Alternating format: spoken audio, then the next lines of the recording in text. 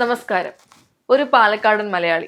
ഗിത്താറും പിയാനോവും സംഗീതമൊക്കെ ഒരുപാട് ഇഷ്ടപ്പെട്ട ചെറുപ്പക്കാരൻ. കോയമ്പത്തൂരിലായതുകൊണ്ട് തന്നെ അവിടെ ഇറങ്ങുന്ന ഇംഗ്ലീഷ് ചിത്രങ്ങൾ സ്ഥിരമായി കാണും. അതായത് ദിവസം 2 ചിത്രങ്ങളെങ്കിലും മുടങ്ങാതെ കാണുന്ന ചെറുപ്പക്കാരൻ.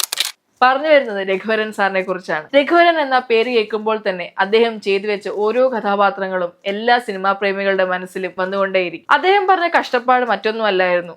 അദ്ദേഹം ആദ്യം സിനിമാ സിറ്റികളിൽ എത്തുമ്പോൾ ആദ്യത്തെ ചോദ്യം ഹൈറ്റിനെ കുറിച്ചിട്ടായിരുന്നു. ഇത്ര ഹൈറ്റ് ഉള്ള നിനക്ക് എവിടുന്നാണ് നായികയെ കിട്ടുക എന്നതായിരുന്നു. അത് മാത്രമല്ല, അദ്ദേഹം തന്നെ പറഞ്ഞിട്ടുണ്ട് അദ്ദേഹത്തിനെ കാണുന്ന ഒരു ജിപ്സിയെ പോലെ ആയിരുന്നു എന്ന്. ഈ കളിയാക്കലുകളെയെല്ലാം അതിജീവിച്ചുകൊണ്ടായിരുന്നു രഘുവരൻ എന്ന നടന്റെ വളർച്ച. അദ്ദേഹത്തിന് പണ്ടേ ഓഫീസിൽ പോലുള്ള ജോലികൾ ഇഷ്ടമല്ലായിരുന്നു. അതായത് രാവിലെ പോയിട്ട് വൈകിട്ട് വരിക, ഒരേ കസാരയിലിരുന്ന് വർക്ക് ചെയ്യുക. അതുകൊണ്ട് തന്നെ അദ്ദേഹം തീരുമാനിച്ചത് ഒരു ന്യൂസ് റിപ്പോർട്ടർ ആയാലോ എന്നാണ്.